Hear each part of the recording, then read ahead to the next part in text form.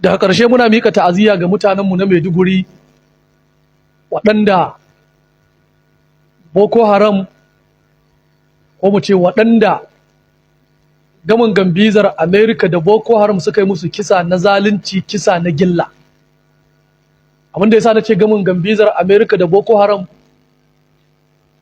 ko shakka babu, kamar yadda muka sani a lokaci a baya akwai wani cikin 'yan majalisun Amerika wanda ba za mu taɓa daina buga misali da shi ba, wanda ya magana akan cewa ƙasar Amerika tana cikin ƙasashen da ke ɗaukar nauyin ta'addanci a duniya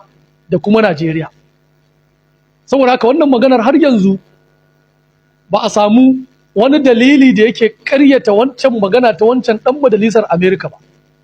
Shi yasa har gobe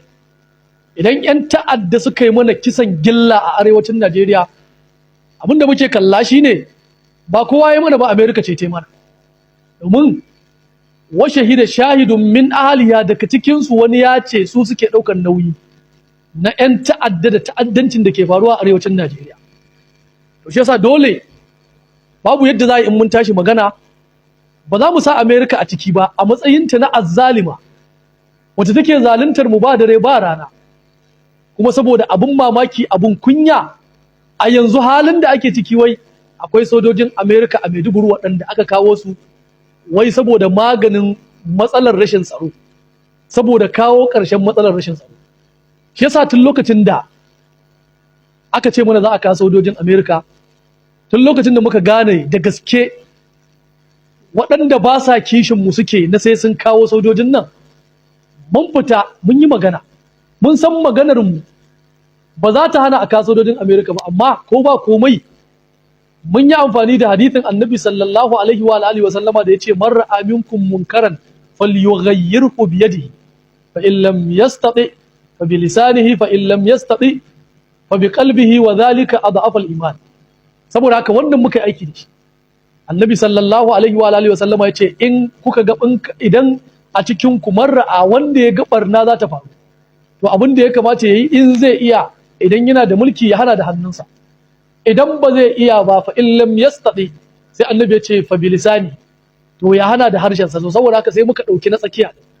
muka dauki wanda zamu iya ankarar da duk waɗanda ya kamata mu ankarar da su kafin ranar yawma tubulas sara'ir wa ma lahu min quwwatin wala nasir,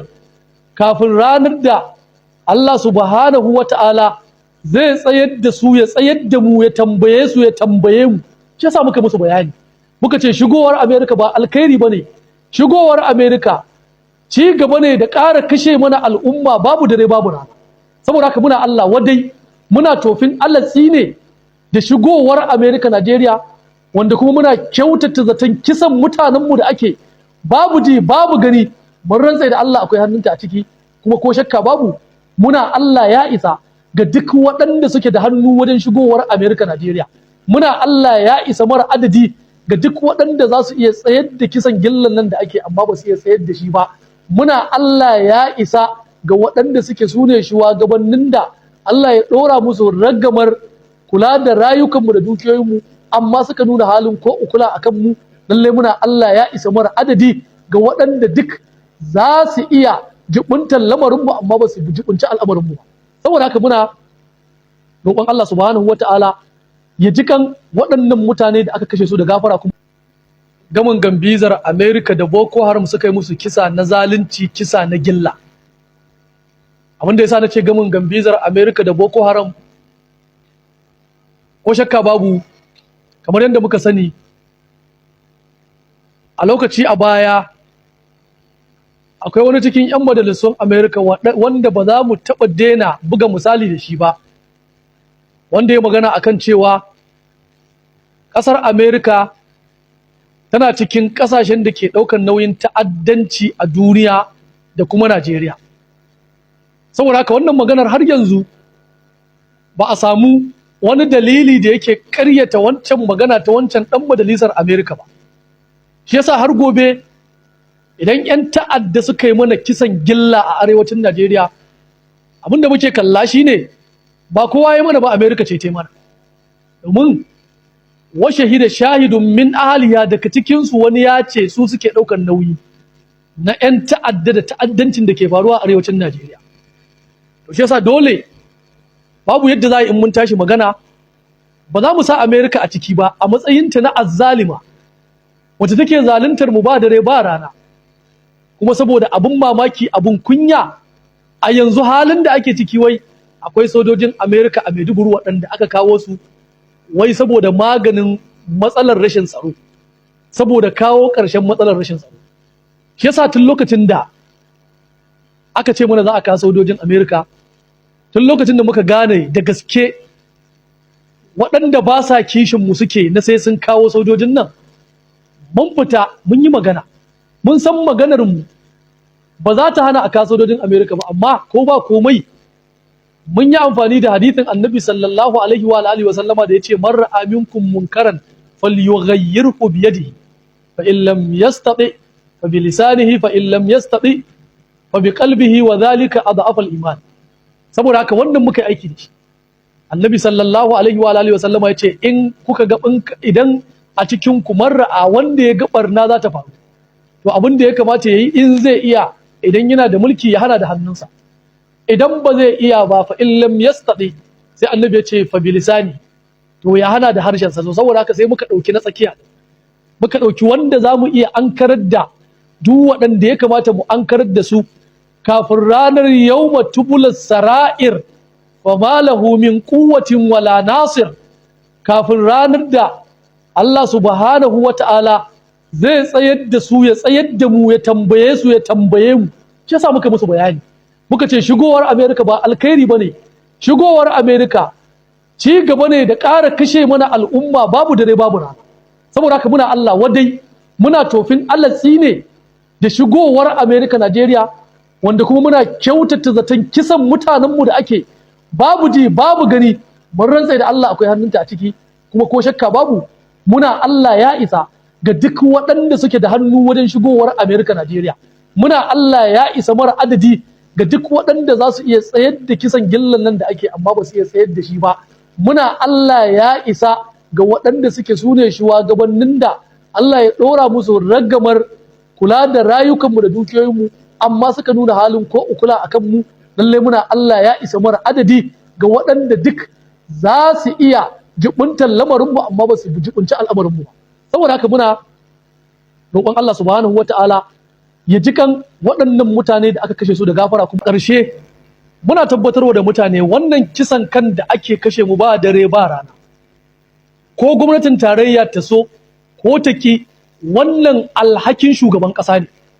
laifinsa ne, kamar yadda wasu ba su so a faɗa to mu mun faɗa. Duk da na ga wani na bayani yana cewa duk wani wata magana da za ta soke su, da za ta sa mutane su ga sun yi abin da bai dace ba, akwai 'yan siyasan da sun shirya kautar da mutum ko dai sun shirya ɗaure shi. To idan maganar da wancan mutumin yake faɗa gaskiya ne, idan an faɗa wa 'yan siyasa masu mulki gaskiya ba sa so, a cikinsu akwai waɗanda sun shirya kau da mu, to mu kuma yadda kuka shirya kau da mu mun shirya faɗa muku gaskiya. Tsakanin mu da ku za mu ga wanda zai fasa. A lokacin da ake kashe mana mutane babu dare babu rana, yanzu in ba wulakanci ba a ce a zo a kama mutane a kashe su, a guntula kawunansu, a dinga kwallo da kansu, ana bugawa har da sojojin ƙasa a cikinsu, sannan waɗanda suka yi wannan kisan don an raina mu su fito su ce sai sun yi sallar idi a wannan garin, sannan ba wani mataki da aka ɗauka. Ba mu ga wani mataki na gaske da aka ɗauka a kansu ba, a lokacin da kai tsaye inda yau za a wayi gari a ce an yi juyin mulki a wata ƙasa makota, na san ko shakka babu 24 hours ya yi yawa shugaban ƙasar Najeriya ya ba da umarni an tada sojoji, an tada jiragen yaƙi, an tafi an je an kai ɗauki. A lokacin da juyin mulki banza a banza idan aka yi a wata ƙasa, shugaban ƙasa ke ba da umarni a tafi da jiragen yaƙin Najeriya a je aka yi ɗauki waccan ƙasar. A lokacin da mutane suke zuwa su kori mutanenmu daga ƙauyuka, su yanka ne yankawa, su kashe na kashewa, amma shugaban ƙasa bai ba da koda rabin irin waccan koda ɗin ba. A haka ne kuke so mu ce babu laifinsa a ciki, wanda shine commander in chief of army forces. Wallahi lapses da ake samu na rashin tsaro, abinda ake samu na koma bayan tsaro, ko waɗanda suke tare da shugaban ƙasa su sani ko kar su sani da wannan akwai sakaci na tim ɗin tsaro wanda shugaban ƙasa ke jagoranta. Dole mu faɗa muku wannan, saboda haka sai mun faɗa muku gaskiya. Ya rage idan kun ji tsoron Allah ku ɗauki gaskiyar da muke gaya muku. Sannan yana da kyau mutane su sani gwamnoni ba su da laifi kan abin da ake da kashe mana al'umma. Idan ma suna da laifi, laifinsu bai wuce su zo su yi taro a Kaduna su ce shugaban ƙasa ya cika alkawarin da yawa arewa, wannan shine babban laifinsu. Wannan kuma mun gaya musu cin amanar arewa ne, wanda ya kamata taron da gwamnoni ya kamata su ya kamata gwamnonin arewa maso gabas da gwamnonin arewa maso yamma ya kamata ku yi taro na musamman, ku tunkari shugaban ƙasa ku ce ba abin da kuke bukata face a daina kashe muku al'umma, domin shi ne ke da wuka da nama, shi ke da ministan tsaro karami da babba, shi ke da IG, shi ke da shugaban sojoji, shi ke ba su umarni. Ba wani gwamna da ya isa ya ba wa ministan tsaro umarni, babu gwamnan da ya isa ya ba wa IG umarni, babu gwamnan da ya isa ya ba wa chief of army staff umarni ko chief of defense staff, ba gwamnan da ya isa ya wannan. Amma shugaban kasa yana da damar da gaba ɗayan su zai tattara su a daren nan ya ba su umarni. Ta yaya za a dinga mana yawo da hankali? A koda yaushe gwamnatin tarayya abin da ta mai da hankali a arewa shine a tafi a bawa yan fim shinkafa, Allah ya tsine wannan shinkafa albarka, a dinga raba musu shinkafa wanda ya kai kimar da za a bashi buhu ɗaya a bashi buhu ɗaya da 50,000. Wannan shine abin da suke faɗa, wannan shine abin da kai suke yi.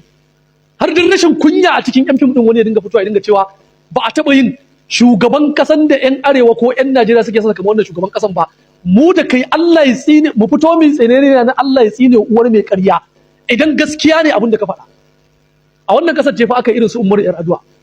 wanda har gobe musulmai da waɗanda ba musulmai ba suna begen tafiyar, suna jin kurar mutuwar Umaru Yar'adua. A wannan kasar ce aka irin su Janar Sani Abacha, amma dan rashin kunya dan nanaye shine zai fito yana cewa wai babu wanda yan Najeriya suke kauna kamar Tinubu, kamar shugaban kasa, wannan shugaban kasa din, saboda an bashi buhunan shinkafa ya raba wasu ya cinye waɗansu, saboda kurin shi bukatarsa ta biya, saboda cin amana irin na al'ummar da ya fito a ciki, wanda yake ai mafi mamaki mutum da dan fim ne shi. Wannan shine irin dakikancin al'ummar, wannan shine irin tumasancinsu, wannan shine irin cin amanar waɗanda mutane suke ganin a matsayin za su gaya musu gaskiya su kasa fitowa su gaya musu gaskiya. Saboda rashin kunya wani ya fito ya ce wannan shugaban ƙasa shine shugaban ƙasan da aka fi so, shine shugaban ƙasan da a tarihin Najeriya ba taɓa yin wanda ake so kamar sa.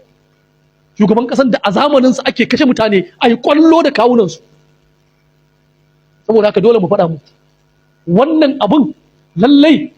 akwai laifi na ɓangaren gwamnatin tarayya wanda ba ta yi aikin ta yadda ya kamata ba, wanda inda gwamnatin tarayya ya abin da ta yi sun yi abin da ya dace, inda shugaban ƙasa ya abin da ya dace ɓangaren tsaro, babu yadda za a yi wasu ƙazaman yara waɗanda ko da sanduna za a iya kora su fito su yi mutane rashin mutunci, Amerika ta ɗaure musu gindi, sannan kuma ku ɗaure wa Amerika gindi ku ba su gurin zama su fito su haɗa kai da 'yan Boko Haram su dinga kashe mana mutane. Dan rashin kunya Isra'ila ce za ta fito ta ce wai Iran tana ɗaurewa 'yan Shi'a gindi,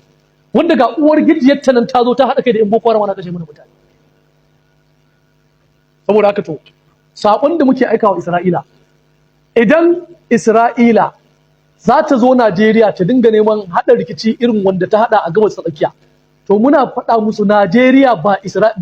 gabas ta tsakiya bane ba. Iskancin da kuke a gabas ta tsakiya ba ku isa ku zo ku yi shi a Najeriya ba. Saboda haka kuma idan Iran na ɗaurewa 'yan shi a gindi, to ai Amerika ta fara ɗaurewa 'yan Boko Haram gindi a Najeriya inji ɗan majalisar, wanda ku kuma ba su ka bane, ku makaryata ne, ku azzalumai ne, ku tsinannin Allah ne ku, da za a ɗauki maganar ku a matsayin ku na Iran abokiyar gabar ku ce, zo ku makala 'yan shi'a cewa 'yan shi'a su ne wai kuna zargin ana ɗaurewa a wannan Iran tana ɗaurewa 'yan shi'a gindi a Najeriya saboda asalin tsinannun Allah ne ku, saboda ba ku da mutunci, ku makiya Allah ne. A lokacin da kuka haɗa kai da Amerika kuka ɗaurewa 'yan Boko Haram gindi suke kashe mana al'umma babu da rai ba rana, a lokacin kuke cewa wai Iran ta ɗaure 'yan shi'a gindi. Ai kun gama jin kunya a rayuwarku.